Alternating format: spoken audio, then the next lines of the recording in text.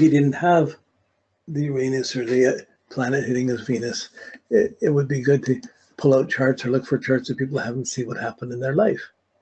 It'd be nice to have them here. I don't have them. If we had 3 or 4 hours, it would work easier. But right now, I'm just trying to get you to think planet. Now, when we talk about rulerships, I only give rulerships, the traditional rulerships are the planets you can see in the sky, the sun, the moon, and the 5 planets, the 5 yogas, the 5 healing modalities. So the planets you can't see, like Uranus, Neptune, Pluto, they're not supposed to rule signs because they're not light, they're not noble enough. They work behind the scenes. They're trying to undermine Saturn. They're trying to make things go past it. And it's a subtler influence. It's there, but it's not necessarily deserving of rulership. Like Aquarius, people say Aquarius, I'm not going to get into this. This way, that's a whole other thing. So right now, we'll come back around this. But Uranus destabilizes and shocks and excites the Uranus. So unconventional relationships, shocking relationships with someone from a different culture or different place, that's likely. But the anxiety of insecure relationships can make one so worried when marries the most secure person one can think of and is not content within it. As a negative side of it. So there's not a stability around making choices or about being satisfied. That's a huge effect on how you think and on your behavior patterns. But when it's there, it's normal. You have to fight it. You have to go against it. You have to build up your values as best you can and avoid letting the anxiety or neurotic values come in and affect the way you think. Easy to say. It's amazing how much we can get wound up around the choices we make. Okay. When we get out to Neptune, the planet of romance and adventure, Venus, Neptune, it's the rapture. You're the ultimate love. You're the dream. You're the perfect person. I can't do anything without, I can't live without you. I just gotta, you're totally there. Or I'm gonna believe in this cause. I really want this. Artistically, it's the great movie. It's a great vision. But how much of it can you actually actualize? But you approach money, everything else in that same dreamy way. So sometimes this comes out as a very noble value for social conscience to help things in the world. But there's usually a sorrow, a great enchantment, a great vision, a great romance from Neptune, but also the sorrow, the dependencies, the expectations and the lack of expectations from Neptune. So Neptune breeds dependencies and confusions and expectations. So it can make very unreliable or very fanciful relationships. In a good way, a lot of people with Venus, Neptune, if they're looking for a lover, they attract someone out of culture or out of religion. So they're not getting supported from each side. But there's a tremendously romantic love that happens between the cultures. Not stable, not going to get support from anybody. Certain almost guilt factor involved with it. So with Venus to Neptune, you have the great dream and anything's possible. But you also have the great sorrows and the great guilt for when it doesn't happen. So it's gullible. It's gullible around what one wants. So Venus to Moon is indulgent enough, but Venus to Neptune really overindulges. It adds the sweet truth 100 times.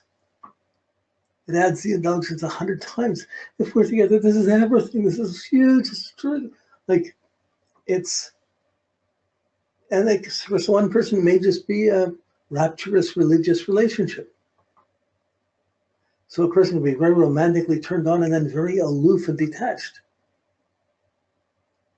But they can always attract, it's almost like you're trying to save someone or you want to be saved. This is beautiful, you're saving me.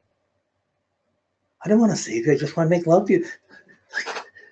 Yeah, the expectations around saving a person, a whole nother thing. I'm here so I can move in, so I can be here, I can be there. You can take care of it. So you see how the fantasy and the dreams of Neptune coming in to have a stressful relationship to Venus usually means codependent relationships or complicated emotional decisions, overlapped relationships, or haunting celibacy and dreaming about dreaming about the married man or having the affair with a married man that's never leaving their wife, or married woman that's never leaving their husband. Like either way, something's not as it seems. Then it becomes very important for this to become more spiritualized. Where do you put sorrow? Once you have enough sorrow, you don't want to make anyone else sad. You end up developing compassion. So it's funny. Depression is like in life, depression is a mask for anger and rage. I'm depressed because I can't do what I want. I'm blocked. I'm frustrated. I'm there. But why am I frustrated? I'm frustrated because I'm depressed because I'm really angry because something's blocking me and I can't do this. So the anger is the undercurrent of depression. But anger causes a lot of problems. So anger is usually the result of sorrow. It's covering up sorrow. I'm sad, I'm hurt, I don't want to deal with the hurt, so I'm going to blame someone for causing this and I'm going to get angry at them and not have to face the sorrow. But the sorrow is the gateway to compassion. So someone, Venus, Neptune, they're like the poet's heart. They love unconditionally, they love idealistically, and they're going to attract people that aren't necessarily responsible or not necessarily the way. They're going to attract the idealist, or they could attract the person they feel they have to save. They're going to have complicated marital situations or overly dedicated, isolated ones. It's not good or bad in itself, but complicated. How to make a reliable choice, how to attract someone who's reliable, how to attract someone who's the dream and also reliable. Okay, so it's dreamy, it's imaginative, in art, it can be very creative and artistic in terms of what it can see. But a lot of these very sensitive artists can do a great work and then nobody's appreciating it, they're feeling isolated from it, and they have a very haunted life. So you could be projecting, if you're together with someone and you have the Venus Neptune and they pull away, you're gonna think you did something wrong because they're not talking to you, they pulled away. Or they can blame you and you're gonna feel guilty. Or you can blame them, and this guilt or this blame and this confusion comes in on top of your emotional choices. It makes it difficult to make just simple choices. Yeah, I like this, I like that. There's all these bigger things going on. So usually when someone has this, there's complications around lovers and love. There's difficulty dealing with money, clearly. It's easy to get in debt and have things to go out of control. At the very same time, when it works well, it works very well for the detachment that brings out the prayer and the faith. Neptune's like a test of faith against your desires. And also, Neptune's the voice of social conscience. So someone with Venus Neptune, they're dedicated to helping people who are starving, who have nothing. That's a really good use of that Venus. That's really qualified values. But if you're feeling sorry, if you come, well, I want to help, but I can't because my husband's drunk, or I can't do it. Like it gets complicated. You could be married, everything's secure, but you find a minister or someone that you believe for a cause and you really want to help them, but you're not sleeping with the person, but you're caring and you want to put money in helping the cause and the partner is threatened by it. Great expectations, great ideas, like big visions of what I want. It magnifies it to think, this is so incredible, or this is so pathetic. The confusion, so it goes one, rarely in the middle. So there's puzzles around right choices. And there's many temptations, Neptune tempts, many temptations of what you should have or not have. So there's a need to be able to be aloof and know when not to buy in. But there's a gullibility here around the Venus. And you can't define it and say it's exactly like this, because you might imagine it one way and the person's experiencing it in a very different way, but it's still the same aspect. You'll see the Venus in the house it's in, you'll see the Neptune in the house it's in and the sign it's in, and the stress factor is between those two. It will always be there, but it can evolve. When you're running from it, the stress causes big problems. Neptune's like quicksand or a fog.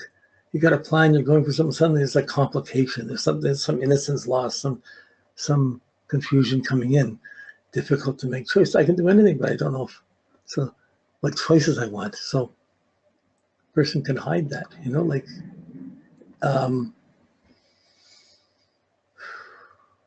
see, I don't believe in my take that we're born gay or not gay. Like I think we're born as individuals, and as we begin to express what satisfies us or not, and what we want or not want, we move into various cultural takes. We make choices. And then it goes on. So everybody's still individual. Whether someone's a gay relationship or regular, it doesn't matter. It's the same planet, same aspects. It doesn't matter. They still have to put up with each other and live together and share things and do things. Now, there is a prayer element or a singing element, a haunting element of wishing for things to be better, seeing sad things that are pathetic and trying to pray or trying to help in some way. The helping side of this is very good. It's a good quality of Neptune as long as it's not helping people that don't deserve it, like a drunken husband or drunken wife or whatever. So there's temptations with that.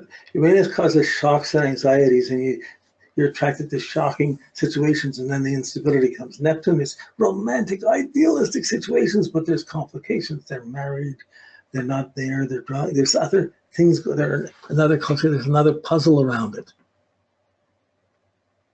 If you have it, it's normal.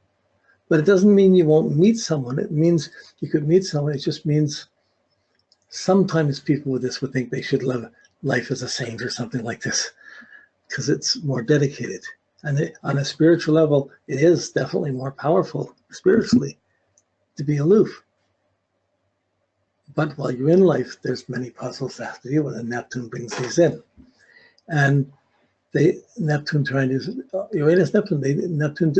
shakes up Saturn, Neptune dissolves Saturn. They try and get past your defenses. So when it's defenses around what you want or who you want, wow, it makes a very idealized person, but a haunting quality to it.